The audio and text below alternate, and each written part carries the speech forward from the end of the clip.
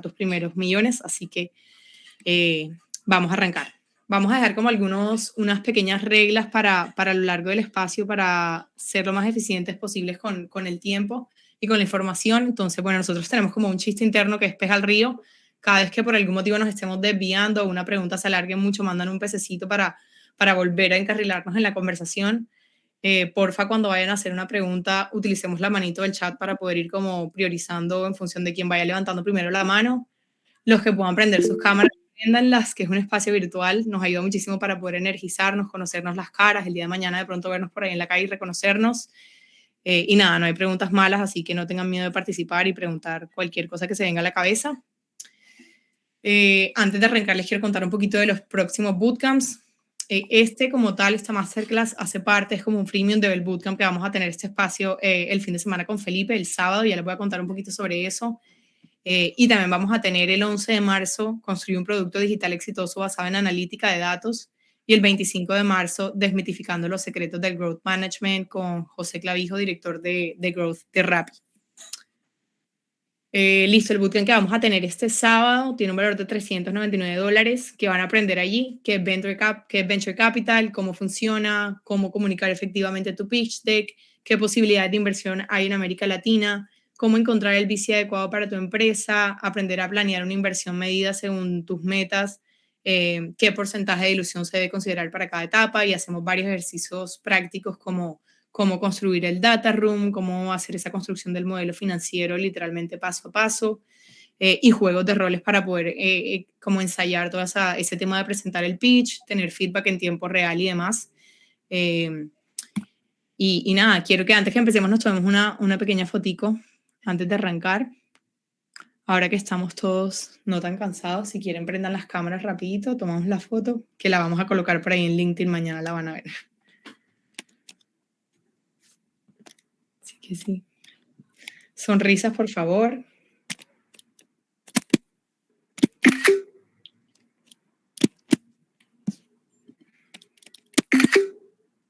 Ay, listo. Listo, ahí ya quedó.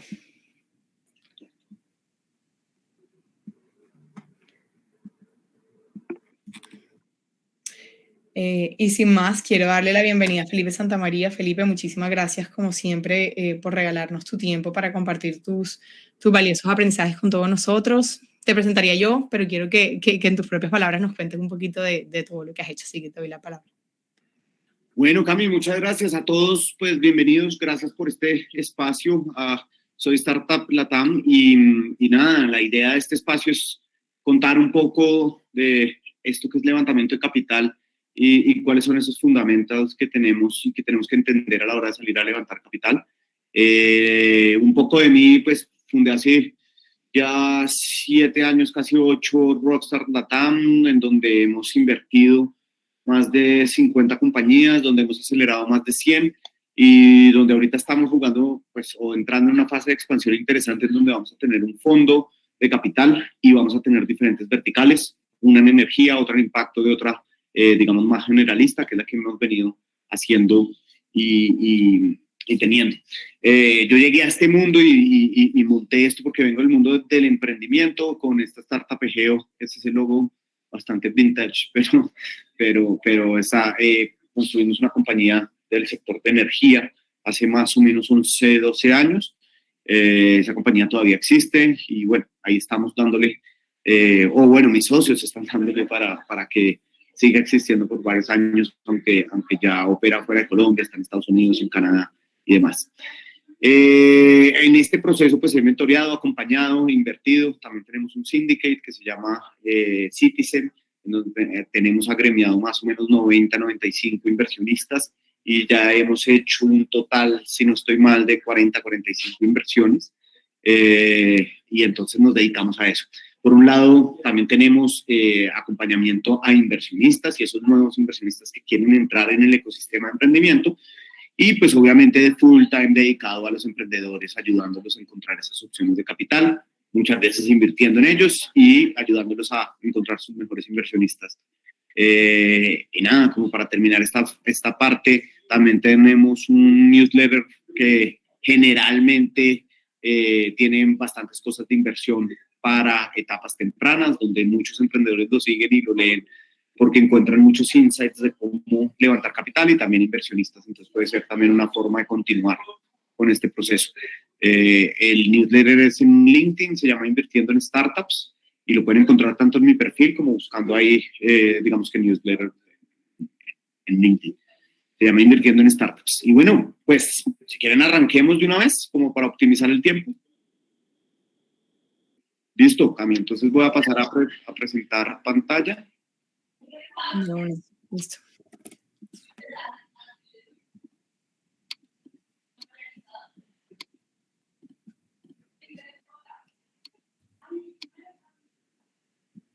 ¿Ahí ya están viendo? Sí, no. Sí. Ahorita sí. Pequeño, pero se ve. Sí, no está en pantalla grande. Perfecto, ahora sí, ¿cierto? Sí. Y ahora sí. Listo, lo primero que vamos a hablar es un poquito de los fundamentales, entender el mundo del venture capital y por qué es importante. Todos hemos tenido, digamos que, una aclaración antes. Vamos a arrancar, en ciertas partes vamos a dejar el micrófono abierto un poquito para preguntas y vamos levantando la mano o dejando nuestras preguntas en el chat para que así optimicemos el tiempo y al final vamos a dejar un espacio obviamente para tener una ya conversación más abierta en donde podamos tener preguntas, respuestas y un espacio libre para eso. Entonces, si van teniendo alguna pregunta, vayan levantando la mano y en los momentos en donde tengamos preguntas, donde haya espacio para preguntas, las vamos resolviendo. Pero lo primero y lo más importante que con lo que empezamos este workshop es realmente entendiendo qué es una startup, porque en Latinoamérica hemos cometido un grave error de confundir emprendimiento con startup. Y realmente ese es un error fundamental que muchas veces gobiernos, programas de aceleración, mentores y en general el ecosistema empieza a tener unas nociones diferentísimas de lo que es realmente una startup. Una startup no es un emprendimiento pequeño, una startup no es un emprendimiento naciente, una startup es un experimento de empresa grande si llegar a resultar. Es como nosotros vemos una oportunidad en el mercado, queremos ir por esa oportunidad en el mercado y tomar una participación importante de ese mercado. No es una pyme, por ejemplo. Si yo soy contador y quiero montar una firma de contadores o quiero armar un negocio alrededor de eso generalmente no es una startup, es una pyme o un negocio tradicional, una empresa tradicional, y no quiere decir que sea bueno o malo, simplemente es diferente. Y hacemos esa diferenciación porque realmente cuando nosotros estamos hablando de inversión en etapa temprana, de todo este mundo de las startups, de todo este mundo del venture capital, de los fondos de inversión, de las rondas millonarias, de todo este tipo de cosas, realmente no estamos hablando de emprendimiento, estamos hablando de startups. Y a diferencia de una startup y una pyme, por ejemplo, un emprendimiento pequeño que están haciendo, es que una pyme sí nace con un modelo de negocio desde el día 1 y va replicando ese modelo de negocio una y otra vez y en ese sentido va encontrando ese crecimiento, pero se hace con una reinversión de sus utilidades y en la medida que va creciendo pues va pudiendo invertir más y va creciendo progresivamente. Insisto, no es que una sea buena y una sea mala, es que las dos apuestan a cosas completamente diferentes. Prácticamente que la pyme es un modelo de negocio en el cual es rentable desde el primer día, mientras que una startup puede no serlo, ya vamos a ver un poquito más sobre esto. Pero es una diferenciación que es básica y que, si les soy honesto, en mi experiencia de las startups, por ejemplo, que aplican a Rockstar para ser invertidas, que por ejemplo el año pasado fueron más de 2.200, la gran mayoría de startups no entiende esta diferenciación y se aproximan a un fondo de inversión como lo es Rockstar, muchas veces teniendo un modelo de negocio mucho más tipo pyme, en donde el venture capital no entra o no cabe muy bien dentro de esa fórmula. Ya les voy a explicar un poquito el por qué, pero esta es una primera diferenciación que tenemos que tener supremamente clara. Para concluir esta pequeña introducción, tenemos que entender que no todo emprendimiento es una startup y que asimismo no todo emprendimiento es invertible. El mundo de emprendimiento es bastante grande. Hay pymes, hay emprendimiento social, hay diferentes tipos de emprendimiento y las startups son solamente un segmento dentro de todo ese mundo. El venture capital o el capital de riesgo, la industria del capital de riesgo, está enfocado casi que exclusivamente en las startups. Ya vamos a hablar de otros ejemplos, de otras formas y de diferenciaciones en el momento que invertimos, pero todos estos fondos que vemos y demás, y los ángeles inversionistas y todo esto, generalmente en un 90% están enfocados en startups y no en el mundo del emprendimiento en general. ¿Por qué esto es importante? Porque si vemos, esta gráfica demuestra o nos muestra cómo se comporta en el mundo ideal una pyme o un negocio más tradicional con una startup. Y es que al principio, y no sé si ustedes han oído cuando dicen, ay, a esas startups les regalan plata porque no son rentables y pierden plata y les invierten un montón. Realmente puede ser equivocado o puede ser muy bueno, nos puede ir bien o nos puede ir mal. Realmente lo que está buscando el inversionista que hace eso, e invierte en una startup que está perdiendo plata, o el founder que está perdiendo plata con su startup, lo que está buscando realmente es esa curva que estamos viendo morada de la startup, en la cual al principio parecería que no es tan importante el crecimiento, pero después ese crecimiento, digamos que es escalable y realmente muestra un crecimiento bastante agresivo. ¿Qué pasa por el lado de la pyme? La línea gris. La pyme es constante en el tiempo, generalmente va creciendo, unos índices muy parecidos durante todo el tiempo y siempre, digamos que su tendencia es al alza, a una velocidad mucho menor. Y entonces, al principio, muchas veces las pymes parecen ser más atractivas que las startups, pero es un tema de decisión y de apuesta. Desde el nacimiento, las startups son experimentos que están creados para crecer rápidamente en algún momento cuando logren eso que se llama product market fit. Es decir, en el momento que yo realmente encuentre el cómo resolver el problema del mercado que yo estoy viendo, la promesa, por lo menos, es crecer como demuestra esta gráfica. Y esa es realmente la gran diferenciación entre pyme y startup. ¿Que una pyme puede llegar muy lejos? Claro que sí. Por ejemplo, los negocios más grandes de Latinoamérica hasta hace 10 años eran todos modelos de empresa que habían crecido bajo, digamos, esa modalidad más pyme, que primero fueron pymes y fueron creciendo y fueron creciendo y fueron creciendo y llegaron a ser unas compañías bastante grandes. No sé, se me ocurre el caso de Arturo Calle en Colombia, de Andrés Carneres en Colombia, incluso las mismas, no sé, los bancos, las aseguradoras y demás, todo van haciendo y va creciendo de una manera, digamos que constante en el tiempo. ¿Y llegan a ser grandes compañías? Sí, claro que sí, pero la gran diferencia de estos dos mundos es que llegan a ser compañías en periodos o en ciclos de más de 15 años, de 20 años, de 25 años. Mientras que una startup, la promesa es que logre ese crecimiento e incluso algo más en periodos de 5 a 15 años, en donde realmente cojan una participación del mercado muy importante de una manera muy acelerada. Al menos esa es la idea, la teoría, lo que se está buscando cuando uno está hablando del mundo de las startups. Que no pase o que pase seguido es otro cuento. Ya vamos a ver también, obviamente, una apuesta con la gráfica morada. Es mucho más ambiciosa y mucho más riesgosa, por ende, que una apuesta del tipo de la línea gris. Es completamente diferente. Pero por ahora tener esta gran, digamos que, diferenciación es importante. ¿Y por qué digamos que es importante? Porque es que el crecimiento en las pymes generalmente va a ser proporcional a los costos. Es decir, las dos líneas van a ir prácticamente siendo paralelas, en algunos momentos se puede estrechar un poquito, en algunos momentos se puede ampliar un poquito la distancia entre esas dos líneas. Sin embargo, en una startup, la promesa, insisto, la promesa, esto puede pasar o no pasar, pero es lo que un founder en una startup está buscando. La promesa es que en algún momento sacrificamos capital para en algún momento crecer muy agresivamente y separarse completamente de los costos, haciendo que estos negocios, pues ahí se encuentre lo que se conoce realmente como la escalabilidad. Esa curva o ese momento de la intersección entre costos y crecimiento y esa curva que las separa es lo que realmente define la escalabilidad de un negocio. Lo que traduce eso es que, por ejemplo, si yo construyo, no sé, un software que le preste algún servicio a compañías grandes, de pronto yo en los primeros 2, 3 años voy a estar invirtiendo en tecnología un montón, eso va a ser supremamente no rentable porque voy a estar vendiendo poco y gastando mucho, pero la teoría o lo que estoy aspirando es que llegue un momento en que los costos no crezcan desproporcionalmente, que mantengan una constante, pero el crecimiento sí se dispare y eso haga que mi modelo de negocio sea cada vez más rentable.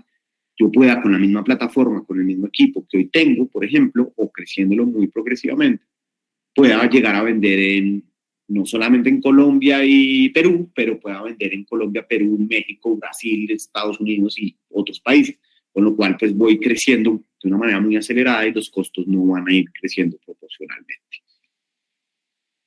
Entonces, un concepto fundamental, y es en donde yo creo que nace la gran diferencia, y a veces por ejemplo, nos vemos en LinkedIn, es que ¿cómo así? Esto es una burbuja porque las startups no son rentables y el inversionista mete plata especulando y demás. Sí y no. Y ahí creo que es una gran deficiencia en el entendimiento o en el conocimiento que se tiene sobre esta industria. Una cosa es renunciar a la rentabilidad y otra muy diferente es imposibilidad de encontrarla. Los buenos, con lo cual hago punto aparte o un disclaimer, no quiere decir que en el mundo de las startups, tanto en el mundo empresarial, tanto en los gobiernos, tanto en cualquier industria, hayan casos de fracaso o haya especulación o haya humo, como conocemos. También existe. Pero los inversionistas de Venture Capital no son estúpidos. No es que estén botando plata porque les sobra. Es llevar una startup que está perdiendo capital e invertir en ella es una inversión para comprar tiempo y velocidad con ese capital. Es una decisión de no ser rentable en un momento de la vida de la startup mientras crece desmesuradamente para tomar participaciones de mercado. Ahora, uno puede lograr hacerlo o no lograr, pero al final la consigna es que las ventanas de tiempo dentro de una industria realmente son cortas. Cada vez son más cortas. Es decir, si yo hoy digo, no sé, el transporte en las grandes ciudades tiene un gran problema y voy a resolverlo, probablemente haya cientos de miles de personas intentando resolver el mismo problema y haya empresas, por ejemplo, consolidadas con mucho capital que podrían también resolverlas. ¿Qué es lo que estamos nosotros haciendo? Digamos que renunciando a esa rentabilidad inmediata para poder ganar tiempo y crecer más agresivamente, y en el momento que tengamos un buen market share, una buena participación de mercado, pues ahí sí buscar una rentabilidad. Y esa es la consigna, ir más rápido en aras de ganar un mercado y aprovechar esas ventanas de tiempo. Eso, de acá sale la lógica del venture capital, de acá sale el por qué los inversionistas invertimos en etapa temprana cuando probablemente las startups no valen lo que en la realidad, si uno mira financieramente, las startups no valen prácticamente que nada o muy poco. Entonces uno dice a veces, pero ¿cómo así que levantaron $3 millones con un PowerPoint? 3 millones de dólares con una atracción de, no sé, de $5,000. Sí, sentido financiero no lo va a tener. No estamos comprando un activo financiero, estamos comprando un activo futuro. Estamos invirtiendo en el potencial de que esa compañía logre tomar alguna participación en un gran mercado. ¿Listo? Habiendo entendido eso, ya vamos a pasar a las primeras preguntas. Resumamos un poquito. ¿Por qué el financiamiento de las startups es importante? Es porque las startups son proyectos de empresas enormes. Prácticamente que se vuelve algo binario. Una startup o le va bien o fracasa. Casi que no hay punto medio. Y digo casi porque obviamente nada es tan radical como que no hay punto medio.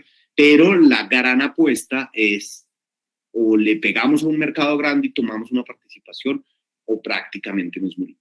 En la mitad uno puede cambiar de estrategia. Eso pasa. A veces uno arranca como startup, ve que de pronto el modelo no da para la escalabilidad, ve que, por ejemplo, el mercado puede no ser tan grande como pensó en el primer día, que las barreras de entrada o las fricciones de entrada son bastante fuertes, entonces uno puede frenar el ritmo y apuntarle a manejar un modelo de negocio más tipo pyme o más estable y demás. Eso puede pasar. Pero generalmente o le pegamos o no le pegamos.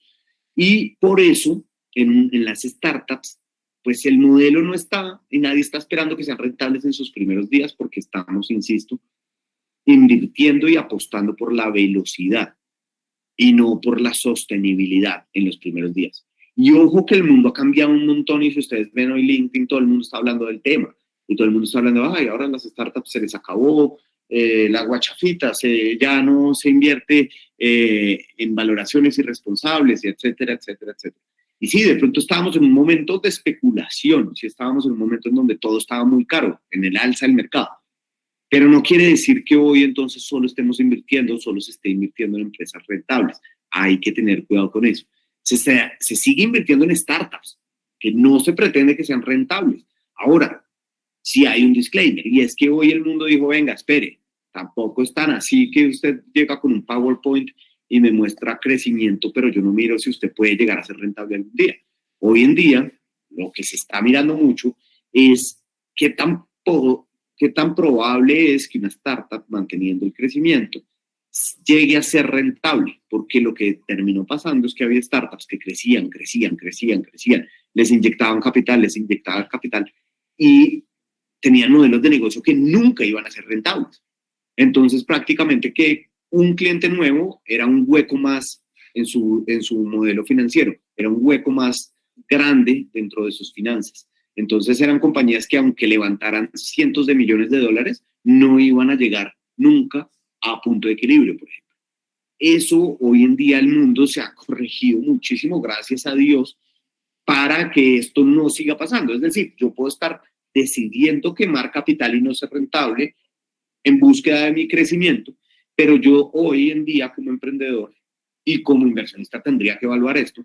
Tengo que mostrar, uno, si algún día puedo ser rentable. Dos, ¿cómo voy a ser rentable? Y tres, ¿qué tanto me falta para ser rentable? Y entonces todo el tiempo se está mirando, ok, tú estás teniendo, por ejemplo, una no rentabilidad, pero medida. Estás sabiendo cuánto quemas, cuánto gastas de más de lo que produces.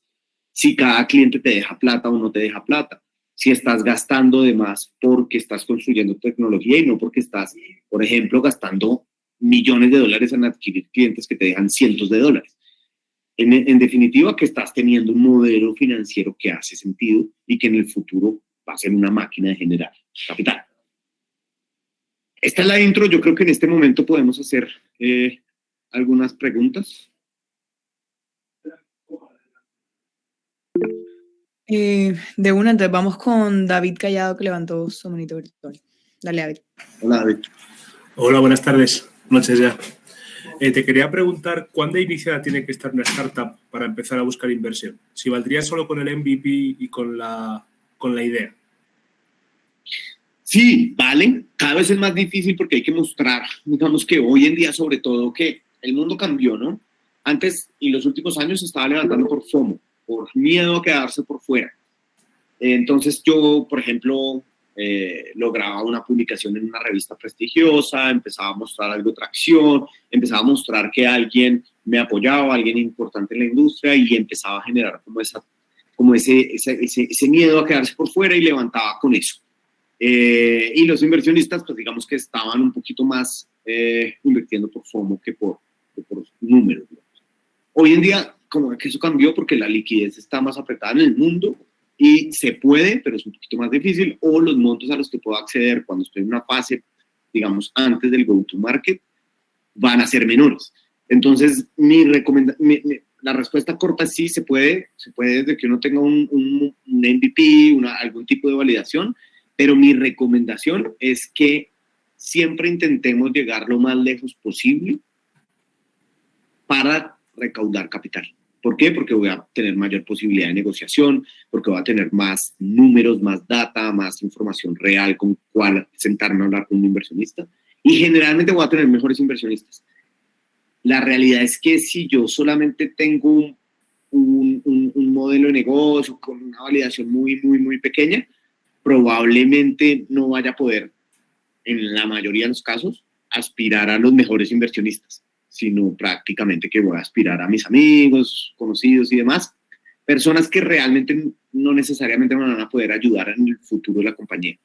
Entonces, mi recomendación es tratar de llegar lo más lejos posible sin capital, tratar de tener la máxima validación antes de levantar capital, pero se puede. Gracias, Felipe. Listo, vamos con Fernando. Fernando de la Zabal. Creo que está en mute. Perdón. Dale. Felipe, voy a tratar de no ser muy técnico y generalista, ya que somos 100 personas. Entonces voy a usar un ejemplo. Si Uber cuando arrancó se encargaba de alquilar limusinas, y yo dijera que quiero hacer un nuevo Uber, ¿alcanzaría con demostrar que tengo 5.000 usuarios posibles para ese alquiler? Pues alcanzaría como una validación, pero hoy, o sea, eso depende mucho de también quién esté detrás, mucho del equipo, de la estrategia go-to-market, dependería mucho, no hay una respuesta plana. Tener solo usuarios potenciales va a ser más difícil. Lo mejor es levantar contracción real, es decir, de 500 usuarios potenciales en una campaña o 2 campañas, 2 semanas dándole a esto, logramos que 5 alquilaran tanto número de horas, tantos vehículos. Entonces uno dice, bueno, esto ya me da un muestreo que si hay cierto engagement, que si hay ciertas cosas. Yo, lo que insisto, se puede sí, también depende de los inversionistas, hay unos mucho más arriesgados, también depende de donde yo esté, ¿no? Si yo estoy en San Francisco, probablemente la vida es más fácil para cualquier emprendedor. La realidad es esa. Si yo estoy en Latinoamérica, pues la tengo un poquito más dura y generalmente nos toca probar con más data, con más resultados reales, con más usuarios pagos, la atracción. Entonces, yo trataría de llegar más lejos, pero la respuesta es sí, se puede. Con usuarios solamente se puede. Si yo realmente puedo probar que existe un número grande de usuarios potenciales, que esos usuarios potenciales estarían dispuestos a usar mi servicio y a pagar por eso, se puede. Ahora, lo mismo que la respuesta anterior, siempre es mejor llegar con más que con menos y vamos a poder negociar mejores condiciones y vamos a atraer más fácil a inversionistas si tenemos tracción real. Esa es un poquito mi tracción real, me refiero a clientes, ¿no? Usuarios a veces puede ser un poquito ambiguo, ¿no? A no ser, hay modelos, pero yo trataría de llegar lo más lejos posible con más tracción. Listo. Bueno, gracias. Vamos también con una preguntita que me hicieron por LinkedIn. Te preguntan, Felipe, ¿las startups únicamente se deben basar en tecnología o bienes intangibles o puede haber startups que requieran levantar capital para construir una infraestructura física que le permite iniciar operaciones? Pues ese es un debate siempre. Yo creo que por definición, es decir, por definición, si uno va a los fundamentals, probablemente una startup no necesitaría tecnología si puede demostrar que puede crecer, escalar, ¿no? Si puede, digamos que lograr esa curva que veíamos de la escalabilidad de la startup. Ahora, si me preguntan, por lo menos en mi experiencia, son pocos los casos en los cuales se puede crecer de esa manera sin tecnología. Entonces, pues, no me gusta decir que una startup tiene que ser tecnológica porque hay excepciones, pero realmente conozco pocos casos de startups que puedan lograr esa curva sin tecnología, sin estar apalancados en la tecnología. Ahí es donde yo digo, pues casi que prácticamente necesitaría ser tecnológica, porque la escalabilidad no da.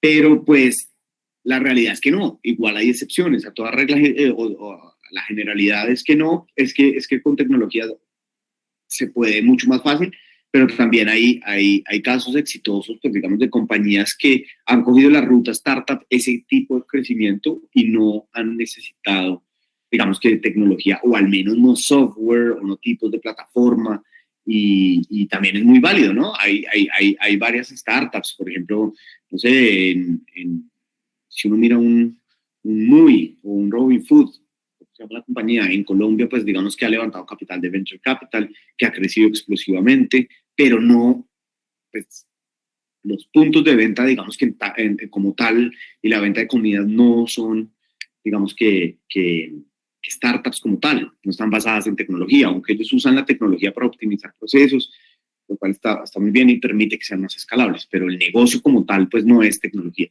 Entonces sí se puede, pero son más excepcionales. Creo que la gran mayoría de los casos necesitan tecnología para poder ser escalables y crecer de esa manera.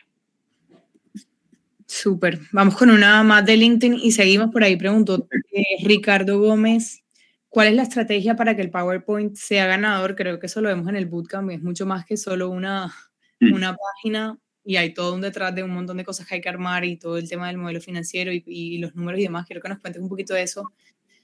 Total, pues un pequeño abrebocas porque eso es todo, digamos que toda la profundidad del workshop en sí mismo, pero al final lo que más vale, lo que digamos que es poder contar muy claramente cuál es esa apuesta que estamos haciendo, hacia qué mercado nos estamos dirigiendo y de qué tamaño es esa oportunidad y cómo atacar esa oportunidad podría convertirse en un gran negocio. Creo que eso es lo fundamental y obviamente eso acompañado pues, de quiénes van a ejecutar eso, ¿no? El equipo, ¿por qué ustedes son el equipo ganador y no cualquier otro? Porque realmente lo que les decía, si hoy tenemos una opción de crear una startup y se nos ocurre una idea brillante, créanme, en el mundo hay gente viviendo de esto y buscando todo el día oportunidades de mercado y qué startups crear, y no solamente en San Francisco, en Nueva York, en Boston, en Miami, sino en México, en Brasil, en todo el resto de Latinoamérica, en India, en China, en todas partes en Europa. Entonces, realmente las ventanas de tiempo y el quién hacen un diferencial bastante grande a la hora de presentar un deck, si es solamente un PowerPoint. Entonces yo creería que tener esos puntos muy claros. ¿Cuál es la oportunidad? ¿Cómo voy a hacer de esa oportunidad un gran negocio? Y obviamente el tamaño de la oportunidad va relacionado con el mercado y quiénes están detrás. Creo que ahí es donde uno, por lo menos con un deck, puede más o menos ver, bueno, esto pinta grande, el equipo tiene sentido que sea quien está haciendo esto y tiene chances de triunfar. Sería más o menos mi resumen. Pero sobre todo, entender el juego. Entender el juego es entender el VC, saber qué está esperando un fondo, por qué un fondo invierte hoy en etapa temprana cuando las startups no valen esa plata.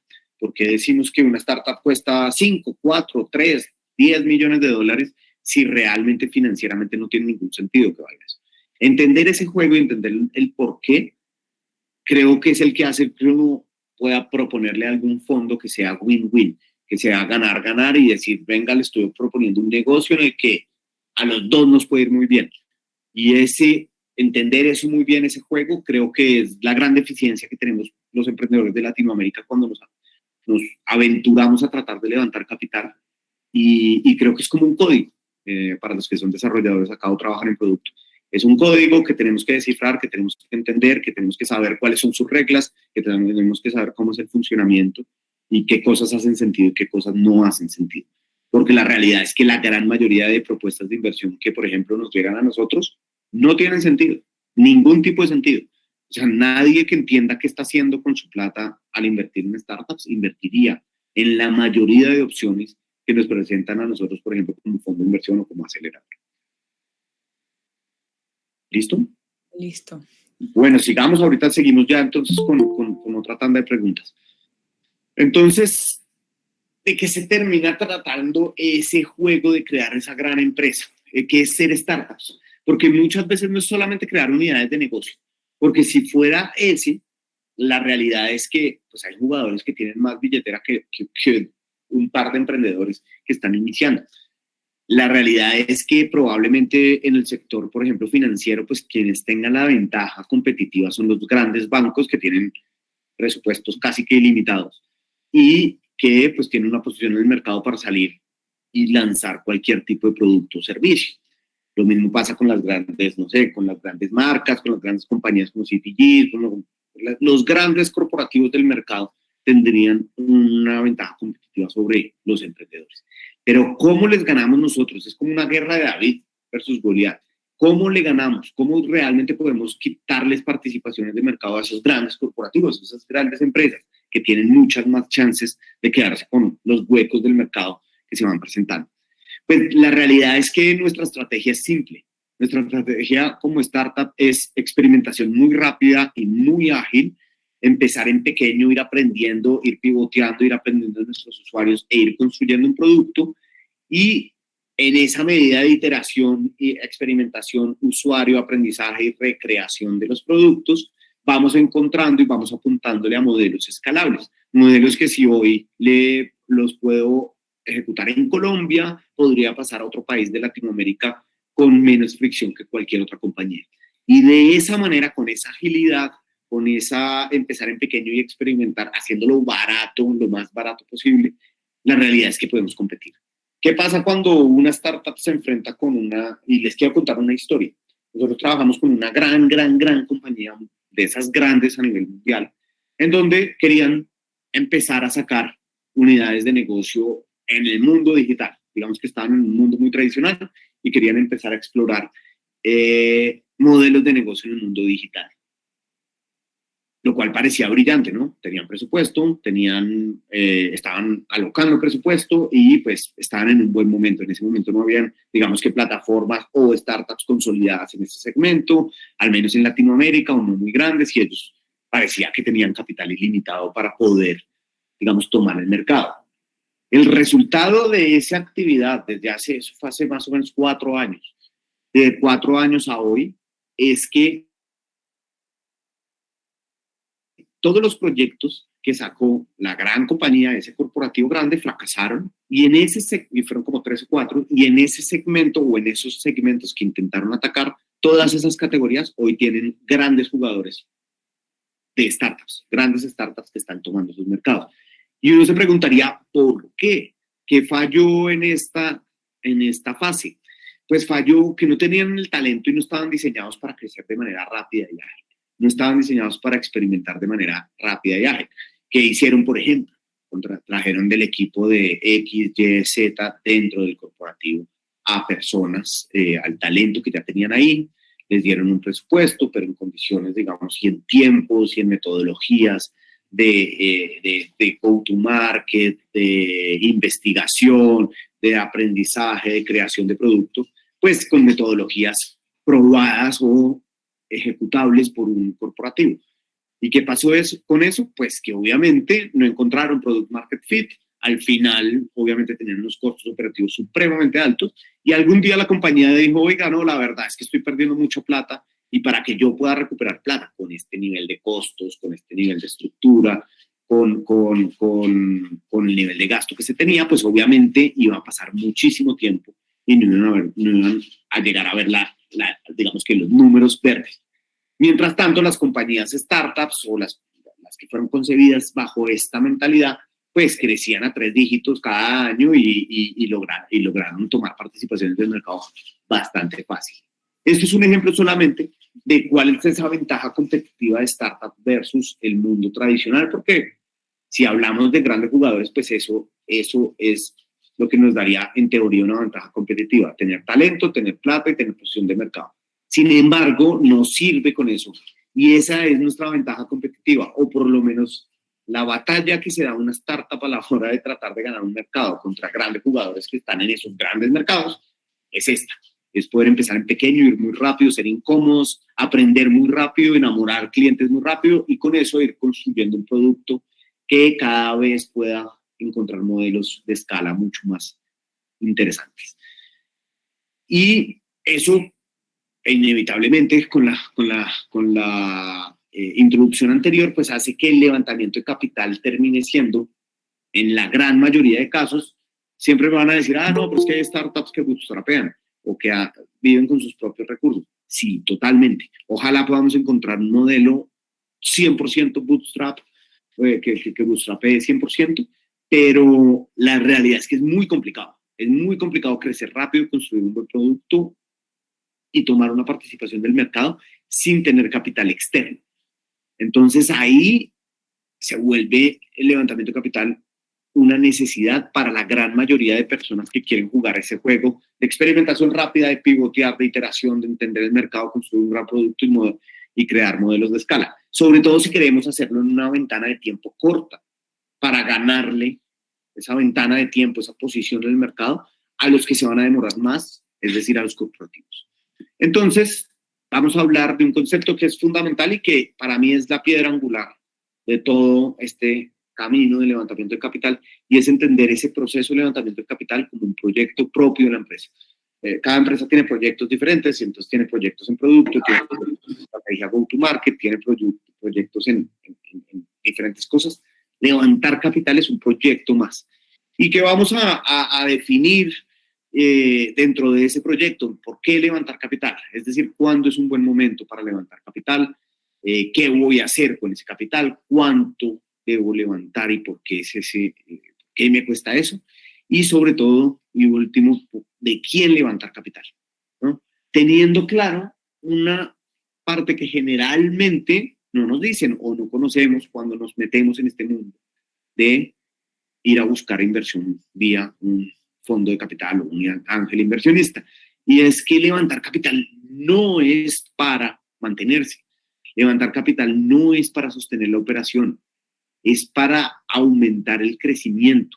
Entonces yo tengo que poder mostrarle a un inversionista, mire, yo voy a esta velocidad, con su capital voy a ir más rápido. Es decir, voy a llegar a donde inevitablemente voy a llegar por lo que tengo, pero lo voy a hacer más rápido. Ya vamos a hablar un poquito ahí, pero estos 4 principios son fundamentales. ¿Listo? Con eso vamos a arrancar a estructurar. Y para estructurar necesitamos entender 4 pasos que son supremamente fáciles, y esto también responde un poquito a la pregunta anterior del pitch, de qué debe tener un deck, de cómo se debe hacer, de qué es lo mínimo. Tenemos que mostrarle a un inversionista, ok, vamos a pedirle capital, vamos a mostrarle qué, vamos a mostrarle el cómo, vamos a mostrarle el por qué y vamos a mostrarle el quién. Y con eso vamos a armar una tesis, ¿listo? De nuestro proyecto. Entonces, el qué es muy sencillo.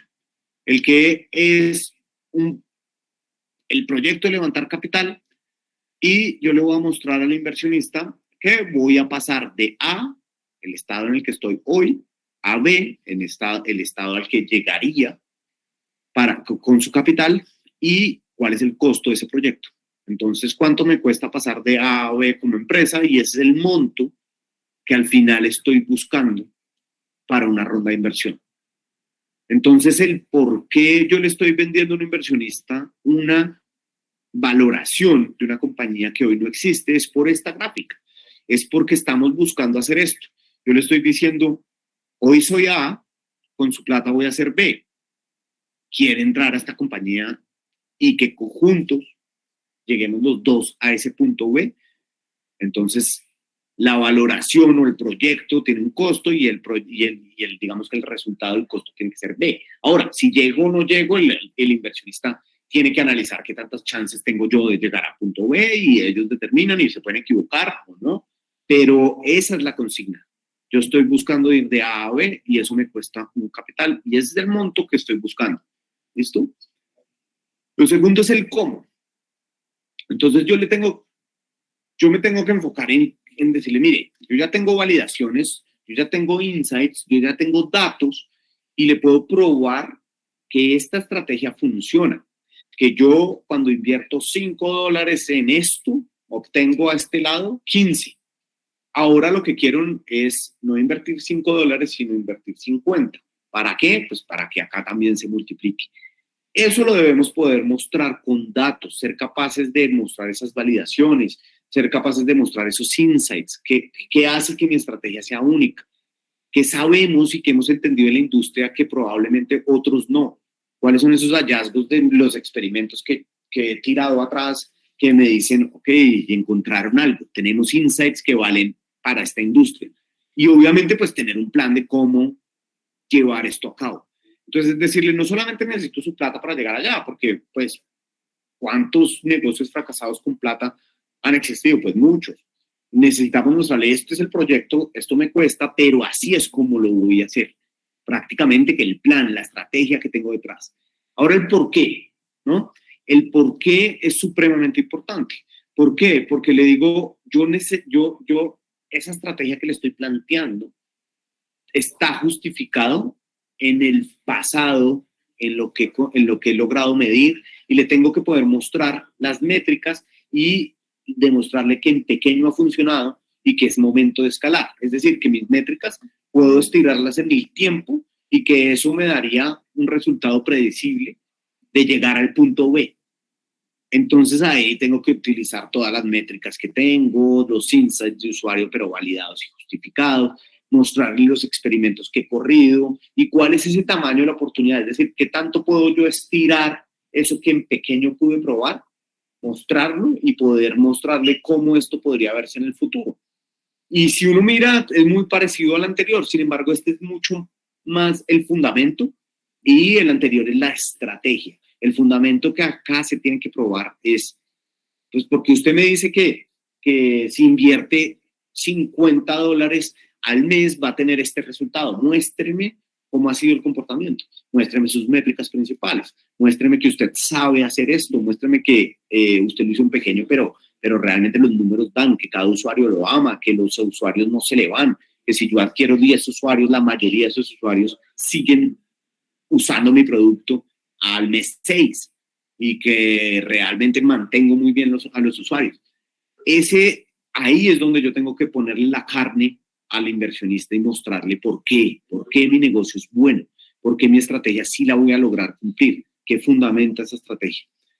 Y por último, el quién, es decir, quiénes somos nosotros, quién va a ejecutar ese proyecto. Demostrar que somos ese equipo que de verdad tiene hallazgos, que tiene insights, que tenemos realmente el equipo que puede llegar a tomar esa participación del mercado. Entonces ahí no solamente estamos hablando de los 2, 3 co-founders, sino estamos hablando de quienes están ahí como socios, otros inversionistas, muchas veces los ángeles, que van validando que este negocio va teniendo sentido. Y hay un punto que vamos a profundizar mucho más allá, porque vamos a hacer toda una proyección de cómo se debe cuidar las acciones, el capital accionario de las compañías en el tiempo. Cómo yo desde el día 1 de mi compañía debo proyectar cómo se debe ver el cap table o la distribución accionaria 5 años después. Tengo que poder hacerlo desde el principio para tomar decisiones buenas. Pero lo principal que busca un inversionista es un balance. Es decir, el equity, hay 2 formas de ganárselo en la vida del venture capital. Uno es con trabajo y el otro es con capital. Y el trabajo es trabajo que perdure en el tiempo y que marque una diferencia para llegar al objetivo, y no por ahí el que el primer día me hizo la primera página web y con eso se ganó el 5, el 10% de la compañía. Eso no es un aporte que fuera a ser equilibrado en el tiempo. Entonces, al final, pues el venture capitalist va a estar siempre enfocado buscando cuál es ese balance que tienen, si está bien o no, entre los aportes, la diferencia entre los aportes. Yo pongo capital y usted me está cobrando un precio por acción determinado, pues muéstreme que todos los demás están haciendo algo proporcional para ganarse esas mismas acciones que yo estoy pagando por. Y acaba un mensaje supremamente importante que creo que muchas veces la generalidad de nosotros lo desconocemos cuando nos aventuramos a tratar de levantar capital. El único activo, lo único que vale, y ni siquiera vale hoy realmente, sino potencialmente, de una startup en etapa temprana, lo único que vale son las acciones. Y ni siquiera, lo único que puede llegar a valer. Es el único activo que debemos administrar bien como startup, como founders, y es en donde más errores cometemos. Y esto tiene un trasfondo detrás que es supremamente, para mí, claro. Si nosotros como emprendedores manejamos mal el único activo del cual tenemos, el único activo que tenemos cuando estamos en etapa temprana, ¿qué mensaje le estamos mandando al inversionista cuando le estamos pidiendo capital? Y le vamos a decir, querido inversionista, le estoy pidiendo yo, Felipe, capital a usted para administrarle sus recursos los próximos 7, 8, 9, 10 años. Y su retorno o el cuidado de esos recursos va a depender 100%, incluso 110% de mis decisiones como founder o de las decisiones de los founders. Es decir, yo le estoy llegando a pedirle ese nivel de confianza, mostrándole que el activo más grande y el único importante cuando estamos en etapa temprana, lo manejé mal, por ejemplo. Es completamente contradictorio y muchas veces por ese tipo de cosas es que muchas startups nos dicen, oiga, pues es que yo no sé por qué, tengo tracción, tengo todo y no he podido levantar. Muchas veces tiene que ver en un 90% por este tipo de cosas, porque por ahí tienen un red flag en el cap table, tienen algún inversionista que no es claro porque o algún accionista que no es claro porque está ahí, están diluidos desde el principio. En definitiva, han gestionado mal y han cuidado mal, administrado mal ese único activo que tienen como compañía en etapa temprana. Entonces, resumamos un poquito. Lo primero, tenemos que tener claro que levantar capital es un proyecto y debemos venderlo así. Así como le proponemos un proyecto, sea a la empresa en la que trabajamos, sea a los partners con los cuales decidimos crear una compañía, a los inversionistas hay que mostrarle un proyecto de esa misma manera.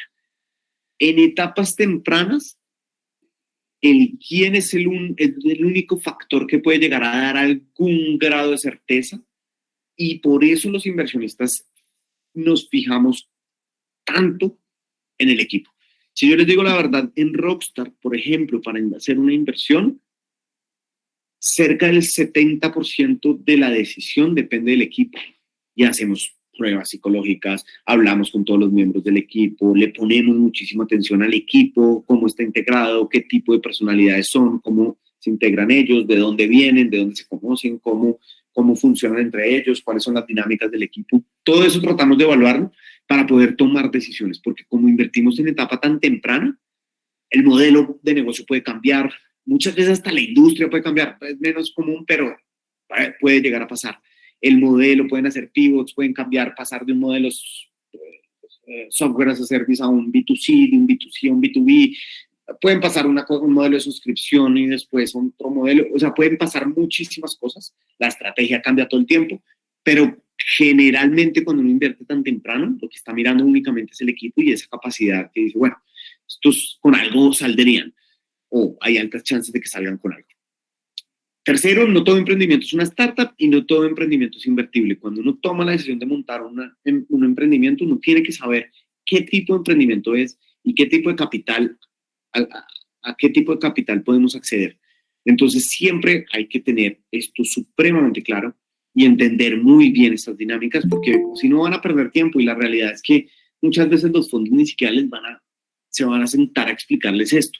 Se van a simplemente a omitir sus correos, les van a decir que no, muchas gracias, muy chévere lo que hacen, pero no, y pues van a terminar perdiendo tiempo y podrían estar utilizando ese tiempo para seguir creciendo como una pyme más estable, o buscar tipos de capital, tipos de inversión o tipos de financiación que les pegan más al modelo de negocio, al tipo de empresa que son.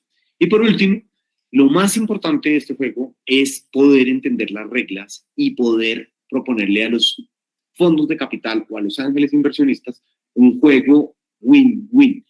Y esto nos da, digamos, a la entrada a cuál es realmente la lógica del venture capital y algunos principios que tenemos que perseguir cuando queremos entrar en este mundo de levantar capital. Tenemos primero que entender cuál es esa lógica detrás del VC, por qué un fondo de capital invierte realmente, por qué, qué está persiguiendo, cómo funciona ese mundo, cuánto es bueno, cuánto no es bueno. Es decir, un VC, un ángel inversionista está esperando ganar un 10% anual, está esperando recuperar su plata después de 10 años o está esperando ganar 2,000 veces. Todo es válido, pero nosotros tenemos que entender qué tipos de fondos existen, por qué invierten, qué tipo de rentabilidad buscan, y en ese orden de ideas entender el juego y la lógica que hay detrás. Entonces vamos a entender 5 puntos fundamentales. Lo primero es que, como todos sabemos, el juego del venture capital es una inversión de alto riesgo. Y yo no diría de alto riesgo, yo creo que la inversión más arriesgada que existe, salvo que uno esté entrando en una pirámide o sea un fraude o algún tipo de cosas, o que uno esté especulando con criptos, alguna vaina de esas. pero cuando estamos hablando de algún tipo de activos, digamos, más estándares, realmente el VC o la inversión de etapa temprana en startups es de las más volátiles que hay y el riesgo es absurdamente alto. Entonces se debe tener un plan que al menos suene creíble y que digamos, bueno, hay algo de indicios que me hace pensar que esta startup podría ser la que rompe con esa estadística que el 90% de las startups fracasa.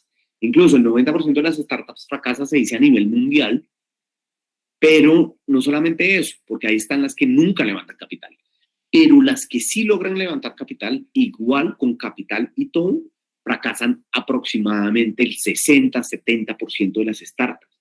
Es decir, incluso levantando capital, todavía estamos en un escenario donde es más fácil fracasar que triunfar. Y ya tendríamos que mirar las medidas del triunfo, del éxito, ¿no? Pero para que lo tengamos claro.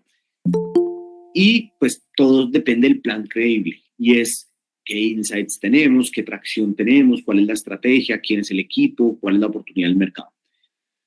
Número 2, el inversionista no es idiota. Lo siento, pero no es idiota. A veces parecemos, o algunos parecemos, pero no es una estrategia idiota. En la inversión es a altísimo riesgo, entonces el retorno tiene que ser enorme, enorme, enorme. Es decir, es como si a uno, no sé, entre ustedes hacen una apuesta de quién gana un partido. Digamos que no hay empate. Entonces uno dice que gana uno y el otro dice que gana el otro. El retorno de esa apuesta, que es 50-50, pues tiene que ser proporcional al riesgo que están tomando. Yo tengo el 50% de riesgo de perder, digamos que los equipos son parejos, pues, y ¿cuál sería una utilidad o un retorno lógico de una apuesta así? Pues 2 veces, ¿cierto? Entonces, pues digo, claro, a riesgo tengo un 50% de chances y si gano, pues voy a duplicar mi plata. Si pierdo, voy a perder mi plata. Fácil, simple. Lo mismo pasa con el alto riesgo. Si yo tengo 90% de chances o digamos 60% de chances de perder mi plata, pues, ¿qué tipo de retorno me deben ofrecer la startup que quiere que yo le ponga plata? Pues el retorno debe ser proporcional. ¿Listo? Tercer punto, el VC, y esto lo estoy repitiendo porque lo mencioné al principio, no es para financiar operaciones. No es, es que no me está alcanzando la plata y entonces necesito, para tener un poquito más de holgura económica, y entonces necesito 100 millones $100,000. El capital, pero digamos $100,000, pero me va a mantener igual y voy a seguir creciendo al mismo ritmo. No es para financiar operaciones el capital es para crecer, que realmente yo le esté ofreciendo a un inversionista un proyecto que lo lleve de A a B a la compañía. Y que eso ojalá pase en un periodo de tiempo corto. ¿Por qué? Por lo mismo el retorno tiene que ser enorme, y para yo mostrarle un retorno potencial enorme a un inversionista, pues tiene que ver que su plata crece, digamos que a tasas más altas de lo que crece una empresa estándar o una empresa en el mercado, o incluso un mismo CDT. Hoy los CDTs están, creo que al 15 al 18% uno está encontrando en el mercado. Entonces ustedes tienen que estar creciendo duro para que un inversionista con esas tasas de crecimiento que se están ofreciendo en el mercado diga, y sin riesgo, un riesgo mínimo, diga, me meto en el mundo de alto riesgo para ganarme un 20, un 25, pues no tiene ningún sentido. Entonces, realmente, si yo quiero invitar a alguien a que tome ese riesgo, tengo que poderle, digamos que, prometer, si todo sale bien, un retorno que tiene que ser mucho o totalmente proporcional a ese riesgo alto. ¿Listo? Entonces, no todo emprendimiento es invertible, y la única manera que un fondo de capital y que un ángel inversionista o cualquiera que invierta en sus compañías, la única, y óiganme, porque es la consigna principal del venture capital o del capital de riesgo, la única manera como el inversionista va a ganar plata o le interesa recuperar su capital es vendiendo las acciones en el futuro, cuando esa compañía, esas acciones cuesten más de lo que pagó por ellas. Esa es la única manera que el inversionista de Venture Capital está buscando su retorno. ¿Por qué los retornos, por ejemplo, anuales o los rendimientos anuales no son una buena opción? Porque para yo recuperar mi capital y que me pague el retorno, que debe ser enorme, a punta de retornos anuales, podrían pasar 15, 20 años. A no ser que algo excepcional pase, pero por las tasas de, digamos, de los retornos que genera una empresa, según sus activos, sus ventas y demás, pues tardaría un montón. El inversionista no está buscando invertir a 30 años, por lo menos el inversionista de Venture Capital. El inversionista de Venture Capital está pensando en invertir en una compañía por 7 a 10 años aproximadamente, en promedio. Entonces, en ese lapso de tiempo, nosotros tenemos que proponerle algo que tenga sentido, en el cual, en ese tiempo, en ese lapso de tiempo, el inversionista va a poder llegar a vender sus acciones a un muy buen precio según el precio de entrada. ¿Listo? Eso es fundamental. Si quieren, ahorita en las preguntas profundizamos un poquito. Y el quinto, y es realmente un problema entenderlo y uno no se las cree al principio, pero la realidad es que solamente el líder de un mercado llega a dar retornos a un inversionista. Y en los mercados que son muy grandes, hasta el número 3 llegan a dar retornos. De ahí para abajo, el número 4, 5, 6 pierde capital o apenas lo devuelve. Digamos que hablando desde la perspectiva de un inversionista. Entonces, eso hace que sea un juego completamente difícil porque es completamente atípico. Estamos apuntándole a que un grupo de emprendedores, casi que sin nada, en contra de todas las normas, en contra de todas las probabilidades y teniendo un riesgo enorme, llegue a ser número 1, número 2 o hasta número 3 de un mercado, ganándole a todos los otros competidores que existen y que van a nacer en ese mercado y logrando incrementar su precio por acción y dándome por ende un resultado a mí como inversionista en un futuro. Es realmente atípico el éxito dentro del mundo de las startups y dentro del mundo del VC, pues es completamente atípico. Tienen que alinearse muchas cosas. Eso es lo difícil y eso es lo que tenemos que entender cuando estamos hablando de la lógica del VC. Entonces, hablábamos del plan creíble y recapitulamos. El 90% de las startups fracasan. Por ende, las que no fracasan, las que logran que los planetas se alineen y llegan a darle retornos a sus inversionistas, pues deben pagar por todas las demás inversiones y los rendimientos. Ahora lo explico. Si yo, Rockstar, invierto $2 millones en, digamos, 10 compañías, la mayoría de esas startups van a fracasar o me van a dar unos retornos muy bajos que no me van a alcanzar ni siquiera a pagar el monto que invertí, es decir, los $2 millones. Y más o menos el 10, pongamos el 15% de mis inversiones van a terminar pagándome todo lo que invertí, más los rendimientos de esos 2 millones que desearía como fondo. Entonces, al final, esas startups que les va bien, realmente les tiene que ir muy bien, muy bien, para que para mí, Rockstar, sea buen negocio haber invertido $2 millones en startups. El riesgo es enorme, la ganancia debe ser mucho más grande para que yo pueda hacer la matemática y decir, ok, si le va bien a, no sé, dámosle un nombre a cualquier startup, si le va bien a esta me va a dar más o menos, no sé, 30, 40, 50 veces lo que invertí y por ende, pues ahí está mi fondo más los rendimientos y demás. Ese es el nivel de irle bien y devolverle o el retorno deseado de un fondo, por ejemplo, que invierte en startups. No quiere decir que si le devolvemos 10 veces no funcione. No, sí funciona. Pero yo tengo que mostrarle el día 1 que, pues, por lo menos habría una opción de que los planetas se alineen de un mercado, de un equipo, de un producto, de darle al menos un múltiplo de su inversión bastante atractivo para que haga sentido que el fondo invierta en nosotros. Y ese riesgo tan grande que existe, ese riesgo del 90% o del 60-70% de las que levantan capital, realmente no hay forma de mitigar ese riesgo. De verdad, como inversionistas no hay forma de mitigar ese riesgo. Todo lo que yo haga para evitar ese riesgo es una falacia y tratar de negar ese riesgo es una falacia. Pero lo que se puede intentar es buscar y tratar de indagar en esos equipos excepcionales y en esos proyectos que tienen más posibilidad de éxito. Y es por eso que cualquier inversionista, ángel que sepa lo que está haciendo y algún inversionista un poco más profesional, institucional y demás, pues la realidad es que por eso es que de 100 opciones que ve, invierten 2, 3, 4, 5 máximo. ¿Por qué? Porque está buscando cosas excepcionales que le den por lo menos garantías de que existe alguna chance de que ese equipo, de esa startup haga parte de esa gran minoría que le va a dar grandes retornos. Y esa es la lógica que tenemos que perseguir.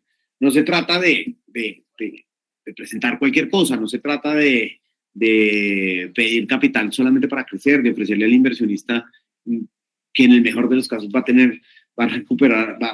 tener una tasa de retorno del 30%, 25% anual. No se trata de eso, se trata de un juego que es o tomo un mercado prácticamente, como decía en el principio, es un binario. O tomo un mercado y de verdad le pegamos, o si no, pues probablemente no va a pasar mucho, no va a pasar nada y el inversionista no va a salir contento, por así decirlo. ¿Listo? Bueno, esto ya creo que lo he ido explicando, pero entonces todos los inversionistas, y eso lo tienen que entender, piensan en portafolio.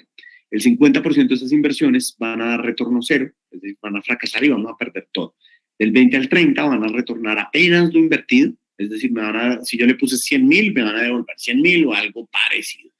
Y solamente el 10%, entre el 10% y el 20%, son las que van a generar el 90-95% de los retornos del fondo. Entonces, por eso, generalmente es que estamos buscando 30x mínimo. Pónganle un número y ese número generalmente es 30, puede ser un poquito menos a veces, puede ser un poquito más a veces, pero generalmente se está hablando que uno ofrecerle a un fondo un 30x su inversión es lo que deberíamos en etapa temprana intentar por lo menos tener un plan creíble que eso pudiera pasar. ¿Listo? Es necesario un 20 o un 30, como decíamos.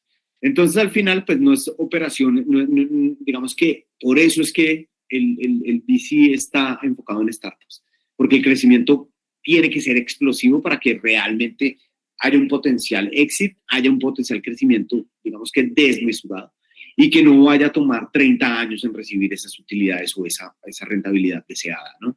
Eso es en lo que se basa el venture capital, eso es lo que tenemos que mostrar, eso es lo que tenemos, esa es la lógica que tenemos que perseguir, y para eso es que existe esta industria y las startups buscan capital.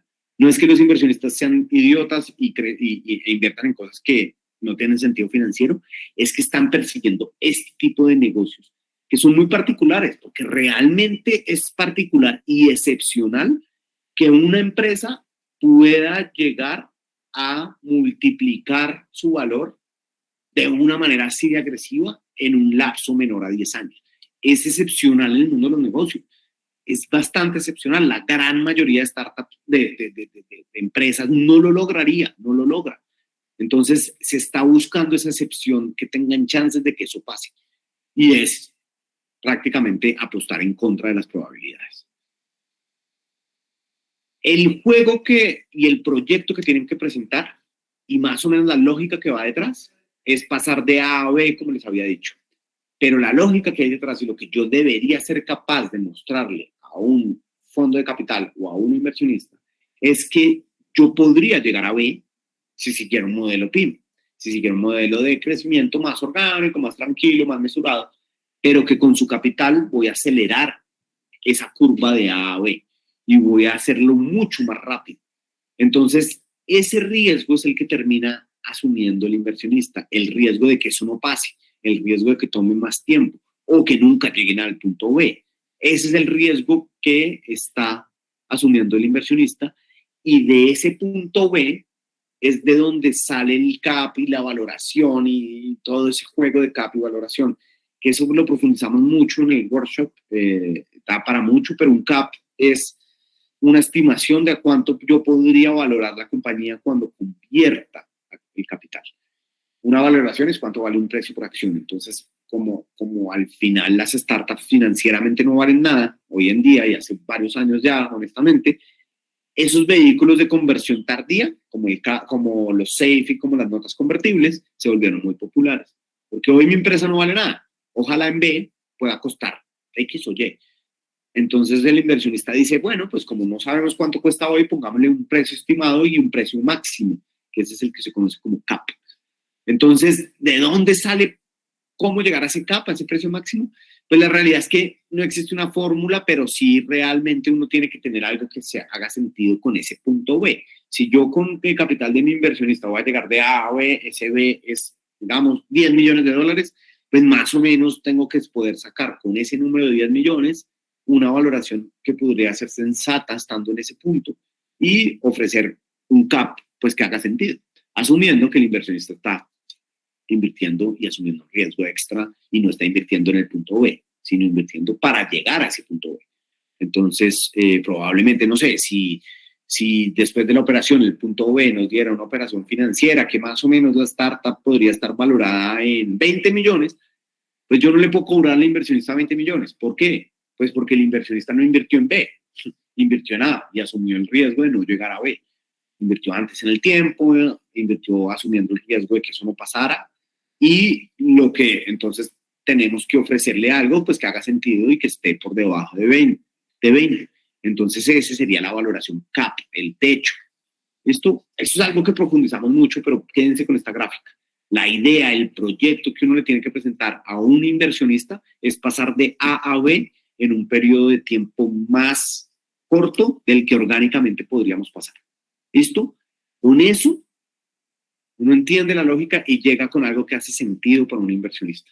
No necesitamos mucho más. Con eso ya por lo menos podemos tener conversaciones sensatas.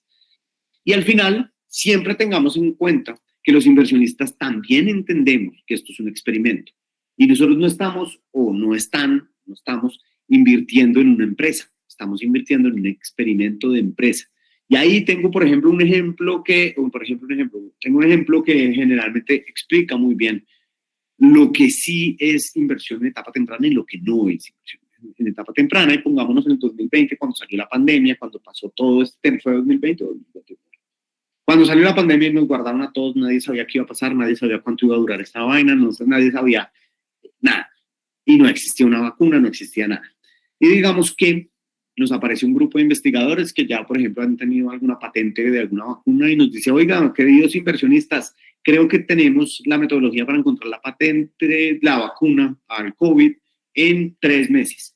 Tenemos un equipo que ha desarrollado vacunas, que tenemos un equipo de expertos que ha tenido tienen las mejores calidades para poder hacer una investigación y descubrir esto, y necesitamos $200,000 para poder hacer los experimentos, alquilar los laboratorios, tener los componentes, pagar el tiempo a la gente, y esperamos con esta metodología que ya probamos que proyectamos que podemos encontrar la vacuna en 3 meses. A uno le están proponiendo ¿qué? Un experimento. Si nos va bien, encontramos la vacuna, puede que nunca la encuentren, pero parece que tiene sentido que van a encontrar la vacuna en un periodo de 3 meses. Digamos que yo les creo la mitad, no va a ser en 3 meses, pero va a ser en 6. Bueno, pues parece que nadie la ha encontrado, entonces pues podríamos tener una ventana de tiempo interesante, entonces le entro. Y meto $200,000 y digo, listo, hágale, le meto $200,000 y me van a dar, no sé, el 20% de la eventual patente o de los rendimientos cuando vendan la patente o cuando comercialicen la vacuna. Si llega a pasar. Yo digo, listo, perfecto, entro. Ahora, eso contrastémoslo, por ejemplo, con que ya nos llegue el grupo de investigación de Harvard y nos diga, oiga, ¿sabe qué? Ya tengo la vacuna, ya está patentada, solo falta que usted la explote comercialmente. ¿Cuánto costaría invertir en eso? Pues millones de dólares y varios millones de dólares. Y yo ya lo que adquiriría es una cosa que ya tiene una atracción, ya es un producto, ya es algo que yo simplemente voy a salir a comercializar y a sacarle, digamos que rentabilidad a esto. Realmente el inversionista ángel y los fondos de capital privado están invirtiendo en un modelo mucho más como el primero. en donde hay muchos riesgos de que no pase, pero hay indicios de que podría pasar, y si llegara a pasar, pues ganamos un montón de capital. Todos, tanto los científicos que descubrieron la vacuna como nosotros que la fondeamos. Ese es realmente el sentido del venture capital. No venderle una empresa, no venderle ya una vacuna patentada, sino realmente financiar ese experimento. Siempre tengan eso en la cabeza, porque al final cuando le ofrecemos a los inversionistas invertir en nuestra startup, le estamos ofreciendo un experimento tal cual como sería encontrar una vacuna, como sería encontrar una vacuna para el COVID y una vacuna para otro. Es un proyecto de algo que podría pasar y que nosotros tenemos las credenciales, los insights, la información para potencialmente encontrarlo, y tenemos un plan que parece sensato y que el inversionista decide comprar uno, con el potencial de que si lo encontramos sale algo muy grande y puede ser extremadamente rentable y buen negocio para ellos, pero existe el riesgo. Ese es un poquito con lo que queríamos acabar, y yo creo que ya podríamos dejar para preguntas. No sé cómo lo ven. De una, si quieren arrancamos con las preguntas. Solo rapidito les voy a compartir una información para las personas que quieran separar el cupo para el bootcamp que vamos a tener este sábado. Les dejo a la mano los links de pago. Para las personas que estén dentro de Colombia pueden usar esta a la izquierda, y para las personas fuera de Colombia, internacionales, pueden usar el que está a la derecha. Por favor, las personas que hagan el pago, porfa, nos envían el comprobante a hola@soy-startup.com para poder llevar el registro, y también enviarles toda la información para que se puedan registrar y mandarles el onboarding y demás. Y nada, o sea, vamos a tener en el bootcamp, en el espacio, una primera parte teórica, luego vamos a tener ejercicios prácticos con templates para que puedan adaptar los números de sus startups, mirar bien cuáles son esas decisiones financieras que se van a tomar hoy para, como lo dijo Felipe, llegar de ese punto A a ese punto B. Y vamos a tener al final también un panel increíble con invitados fundadores que ya pasaron por este proceso, y del otro lado de la otra cara de la moneda también un poquito también la visión de ese VC, así que les dejamos aquí todos los links a la mano. Y también les vamos a dejar el link de inscripción a los otros bootcamps que tenemos más adelante en caso de que les interesen. Y listo. Entonces, sin más, yo creo que arranquemos con las preguntas. Yo creo que sin duda con Cristian, que por ahí tenía la manito levantada hace rato, yo creo que ya se le congeló la manito virtual. Dale. Sí, Cristian. Gracias. No, era para no perder el turno. Dale. Bueno, Felipe, no, muchas gracias por toda la información. Mi pregunta también está un poquito enfocada a lo que estaban haciendo la pregunta al principio las otras personas, y es, en startups, digamos, que están en etapas tan tempranas, pero que están, digamos, en este caso enfocadas a B2B, las cartas de intención, ¿qué tanto sirven para mostrar tracción? Y si hay un número que se puede decir que se vuelve relevante para tener en ese sentido. Todo sirve.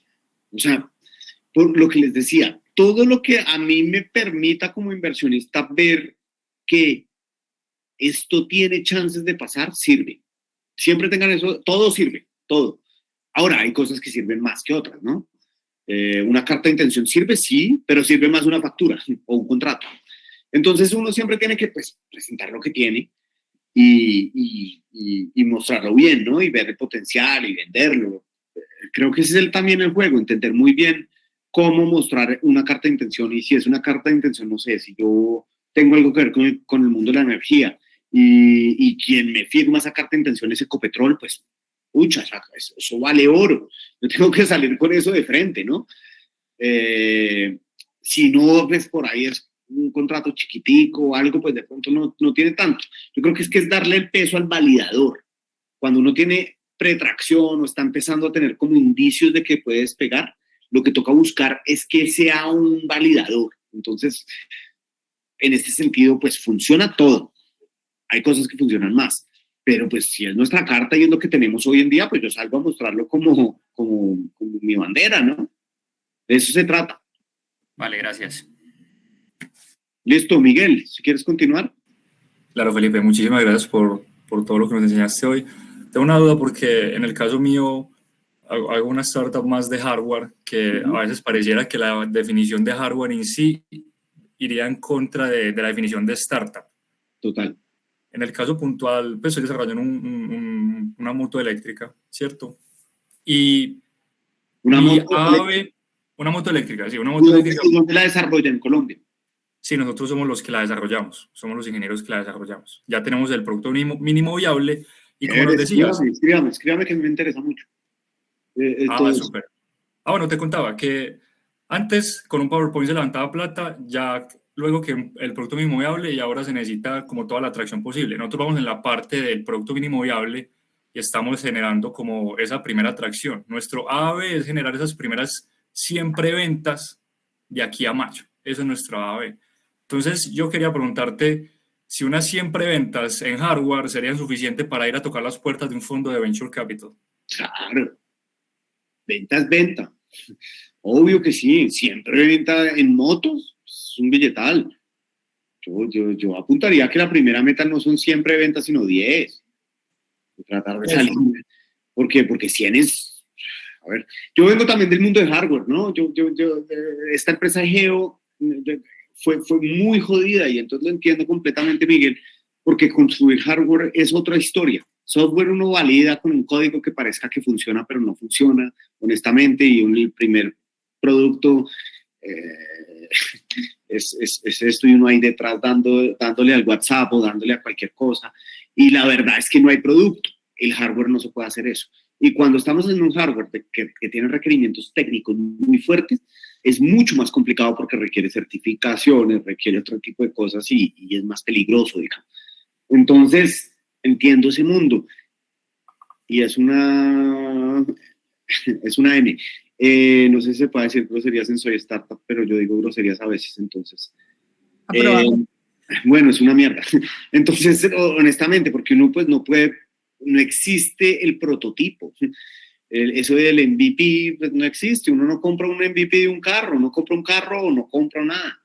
Y ese es un gran problema. Uno tiene que ser ahí un poco creativo. Creo que la preventa es buenísimo.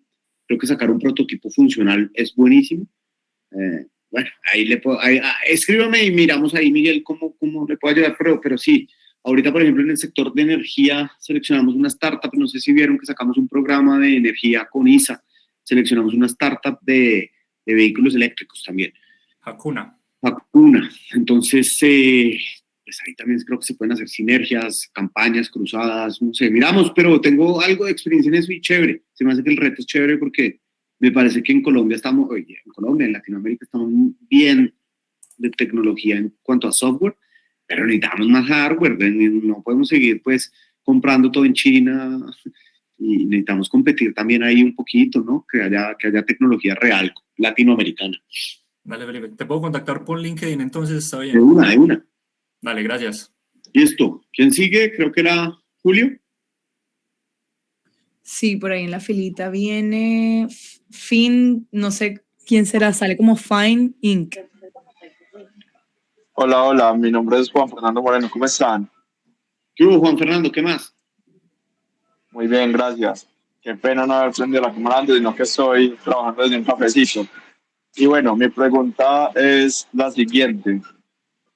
¿Cómo hace uno para levantar capital o ir donde los venture capital cuando tu propuesta de negocio es tipo red social, que sabes que en los primeros años no vas a facturar tan fácil, pues, o no va a haber una facturación inmediata? Entonces creo que es como lo que más me ha frenado al momento de levantar capital. Quisiera algún consejo, un tipcito ahí. Uno, tener estrategia de monetización ya. Es decir, las redes sociales, así como por puro usuario, ya pasó como la moda, el boom, ¿no? Ahora hay que mostrar, bueno, cómo le vas a ganar a las otras redes sociales que ya son súper grandes. Y uno tiene que tener algo muy especial, porque o si no, es muy difícil ya desbancar a los posicionados. Segundo, pues esa estrategia. Segundo, mostrar una usabilidad, pues o sea, un uso recurrente, frecuente, la gente que nos muestre que es que el usuario que entra ama la plataforma y encuentra todo el valor posible. Yo creo que esas dos, si uno tiene métricas para probar y números para probar esas dos, pues tiene chances. Si no, mi recomendación, y puede qué pena si me estoy metiendo en algo que no debería y estoy yendo muy allá, es que busque ese expertise, ese conocimiento, esas ganas de resolver un problema y lo vuelve un modelo de negocio diferente a una red social. Que puede ser un software as a service, que puede ser una plataforma diferente, no una red social, porque es difícil monetizar y es difícil coger la atracción necesaria para poder monetizar una red social. Es decir, en la época de las redes sociales, digamos la primera, yo creo que las que conocemos hoy, que fueron las que sobrevivieron y se murieron 1.000 millones de intentos de redes sociales. Fue muy salvaje y hoy en día ya lo que nació fueron las redes súper especializadas para algo específico, pero ya son una versión 3.0 de las redes sociales. Entonces hay que tener algo muy, muy, muy especial, interacción que muestre ese stickiness muy, muy fuerte. Sí, claro, muchísimas gracias. Pues nosotros somos una red social de nicho, entonces por ahí nos vamos enfocando, ¿sí? Bueno, Chévere. Igual, muchísimas gracias, Felipe. Listo, perfecto. Si quieren, bueno, tenemos ahí dos preguntitas más y vamos cerrando. No importa si nos demoramos unos 10 minuticos más. Si quieren, vamos con Giovanni y hacemos una de LinkedIn también. Listo. Giovanni, estás en mute. Sí, hola, ¿cómo están? No sé por qué quedó invertida la cámara. Felipe, muchas gracias por la información, sobre todo cuando se comparte desde la experiencia, creo que nos deja unas enseñanzas súper importantes. Nosotros somos Liver, un marketplace de servicios enfocados y ya con bastante experiencia en el B2B. Ese es como nuestro diferencial sobre otros marketplaces que hay en el mercado.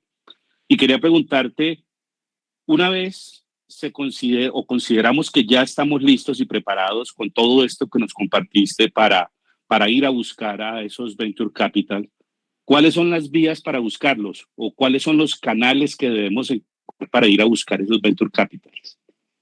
Total, creo que ahí estaba viendo la pregunta del chat de Oscar Infante, y sí, la verdad no es obvio, ¿no? O sea, se los juro, cuando yo arranqué a Venture Capital, yo no tenía ni idea dónde tocar las puertas, y a veces suena obvio y de pronto se me pasó como esto, pero hay estrategias, ¿no? Y la gran mayoría de nosotros no tiene relaciones con ángeles inversionistas ni con fondos el día que arranca a levantar capital.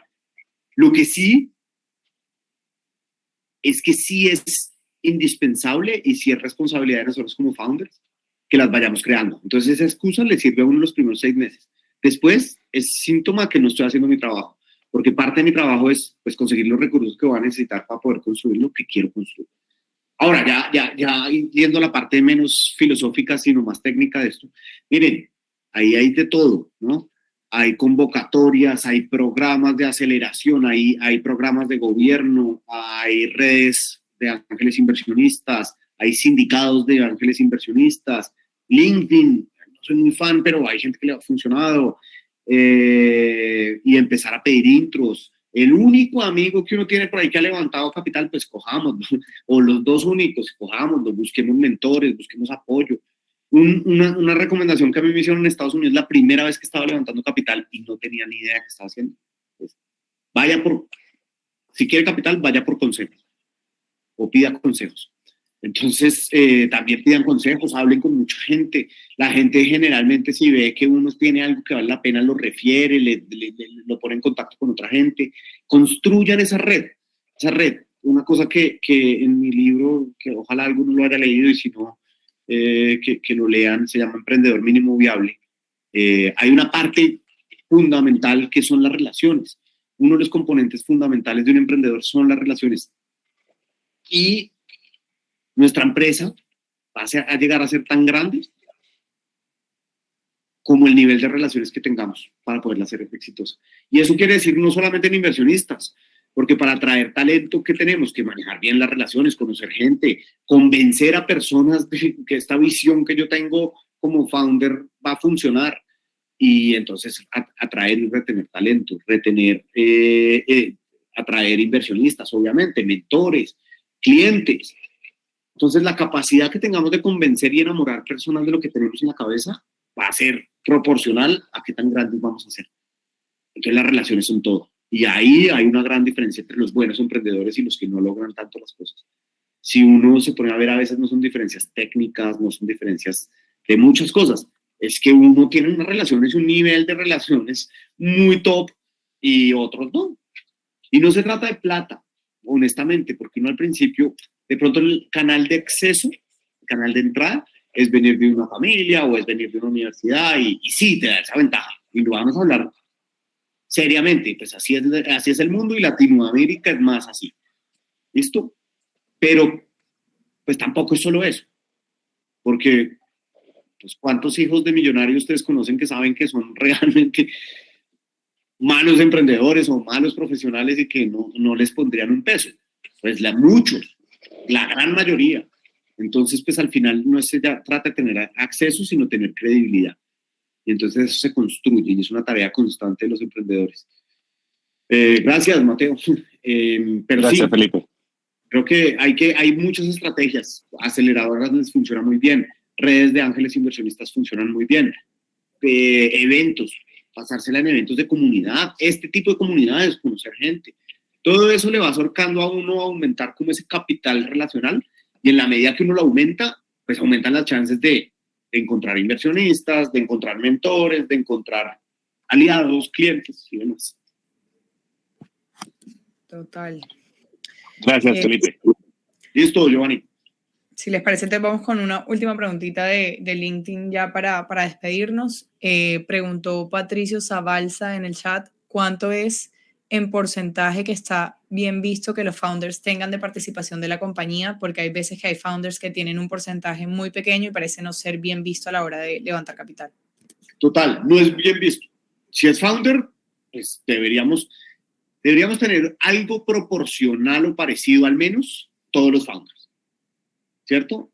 El ideal sería que todos por partes iguales, obviamente, pues a veces por las diferencias de expertise, de tiempo que se vincularon a la empresa, porque probablemente, no sé, Cami y yo podemos arrancar una compañía hoy y pasado mañana, y en un año en 6 meses se nos une Fernando. Entonces, al final, pues esos 6 meses van a pesar un poquito y yo de pronto, Cami tiene más experiencia y yo un poquito menos, entonces ahí van a haber unas diferencias, pero pues tiene que ser como equilibrado, ¿no? Tiene que ser justificable el por qué Cami tendría, no sé, si somos 3, porque ella tendría 42 y yo 30 y el restante 28 lo tiene el tercero, o Fernando. Entonces hay que saber justificar, pero generalmente es muy proporcional. Primera regla. Segunda regla, no es considerado founder en el mundo del VC, eso no está escrito, pero sí. No es considerado founder quien no tiene al menos el 10% de una compañía. Ya todo lo demás, entonces, si tienen muy poco, es que te dieron unas acciones por otra cosa. Entonces, ¿qué es?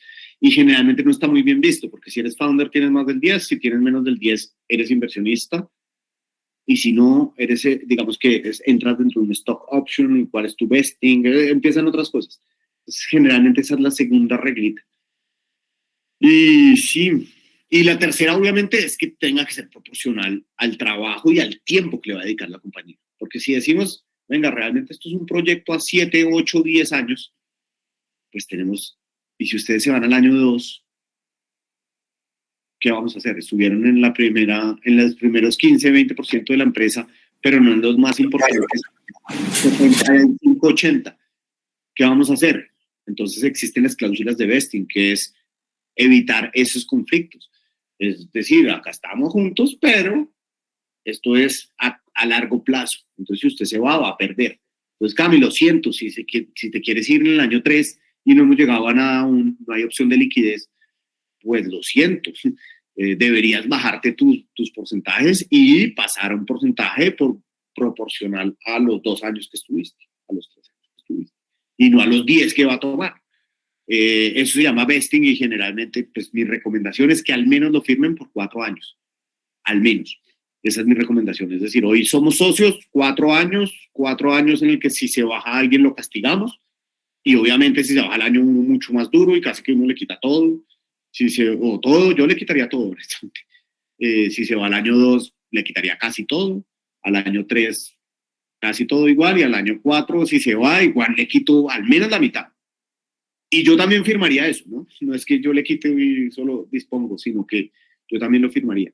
Incluso la vez pasada en el workshop de Soy Startup hablábamos y yo ponía un ejemplo. Si yo volviera a empezar una compañía, yo haría vesting ilimitado.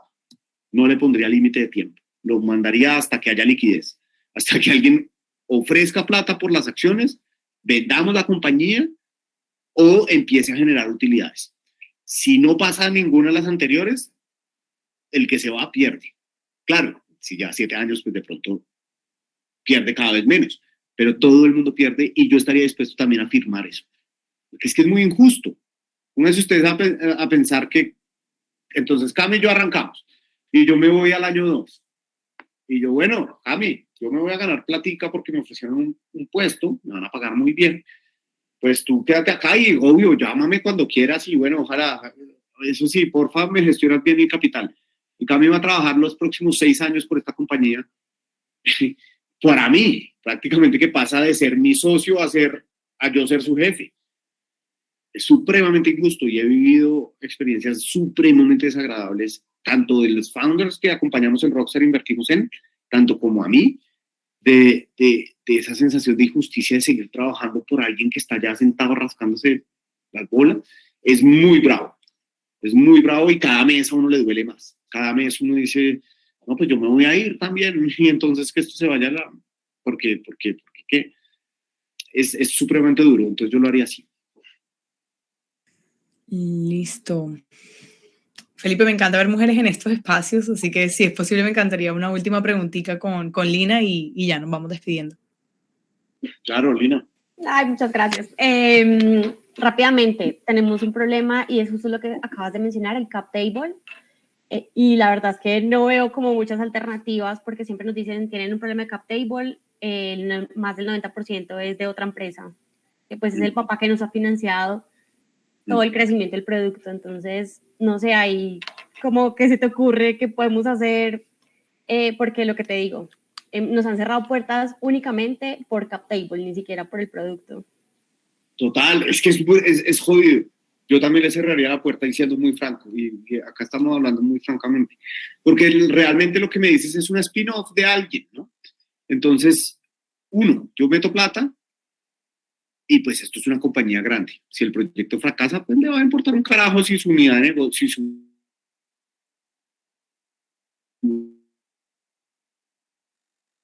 Yo lo perdí, ¿ustedes también? Sí, también. Pensé que sí. Se fue lo mejor. Lidia. Sí. Quedó ahí en la mejor parte. Se quedó en el destino. Pensé que era yo y dije, no puede ser. Increíble.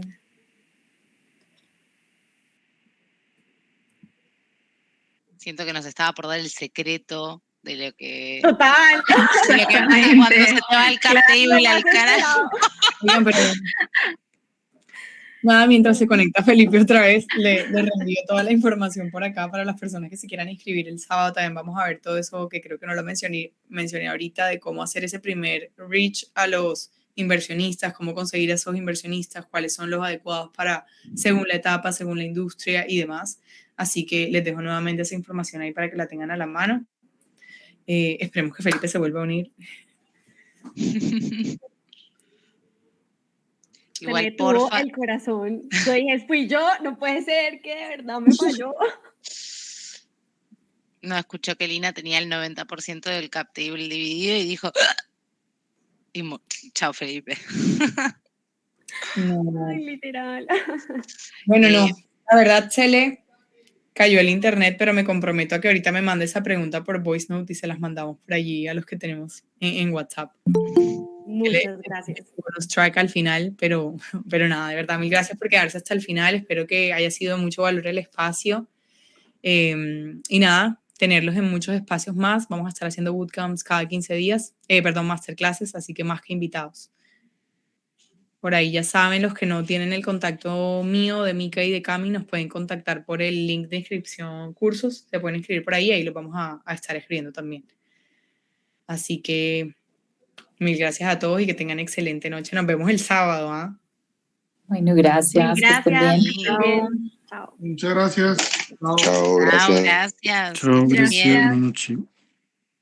Hasta luego, feliz noche.